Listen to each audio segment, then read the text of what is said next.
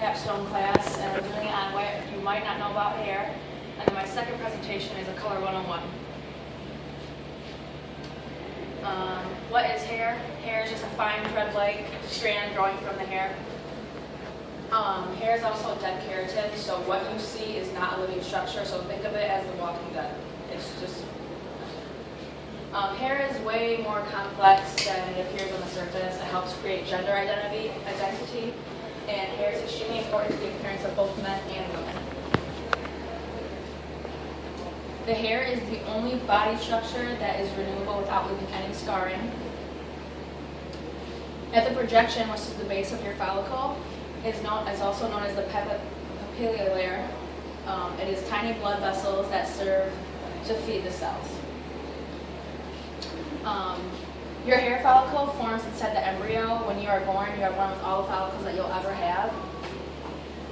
And so this is where your hair follicle starts, is right here.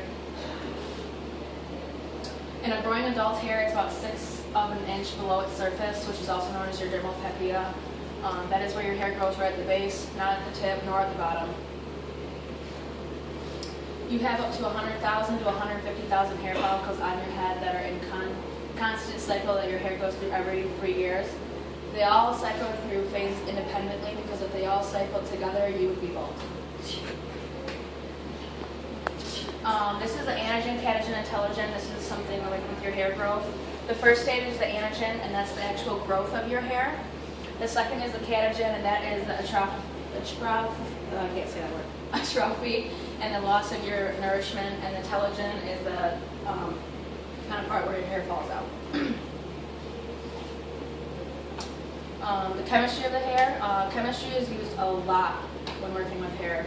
There are a few questions that you kind of need to know the answers to when dealing with chemistry. What is pH? What are acids? What are bases? pH is the quantity of hydrogen ions. Acids are ionic compounds that compound with a positive or negative charge, and bases are just the exact opposite of acids. There are 4 different bonds that have to do with hair: hydrogen, salt, cysteine, and sugar bond. Hydrogen bonds go along with us changing the shape of our hair. For example, when your hair is wet and you'd like to make it curly with gel, the gel and the hydrogen ions work together to make that possible. The hydrogen bond is responsible for 35% of the strength and 50% of your hair's elasticity. Salt bonds are an ionic bond. This helps transfer electrons from the side of the chain to an amino acid. The cysteine bond, also known as the sulfur or disulfide bond, is a cross-link of residue amino acids of the polypeptide chains in your hair. It helps with the toughness of your hair. It helps women permanently wave their hair, so that ties into getting a perm. The sugar bond is formed by side chains of amino acids and acidic amino acid group. This helps give all the moisture that's in your hair. There's a few myths that I looked up about hair. You might have all heard this one: cutting your hair stimulates growth, thickness, etc. That's not true. First of all, you ever thought about this? How is cutting your hair at the end is going to help it grow when your hair grows from up here? It doesn't. It's not that it's not good to trim your hair, because it keeps your ends at bay, but it isn't going to help your growth from the bottom. It's all from up here. Scalp massages increase hair growth. That is true.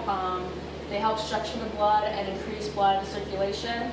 However, there hasn't been anything to prove that that has helped to stimulate the growth. Some people think that lice cling to dry hair, but that is not true either. They cling to, not dry, dirty. They cling to more cleaner hair. It's easy for them to attach themselves. With dirtier hair, the lice can't attach as easily and won't be able to make your scalp their new home for a few weeks. Brown hair grows faster and is healthier than blonde hair. That is false. Blonde hair is fine and poor and prone to breakage faster than brown, but it has nothing to do with how healthy or how fast the hair is going to grow. Cold water helps stimulate hair growth. That's also false. Washing your hair with cooler water doesn't help your hair grow at all.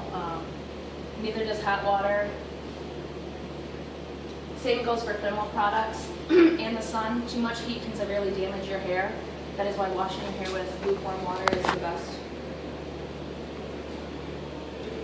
There is so much to know about hair, and I'm going to be graduating in a couple weeks, and I'll still, every single day in the salon, will be learning new things. And biology and chemistry are very, very, very important, and if you don't know or understand them, you will not be successful in this business.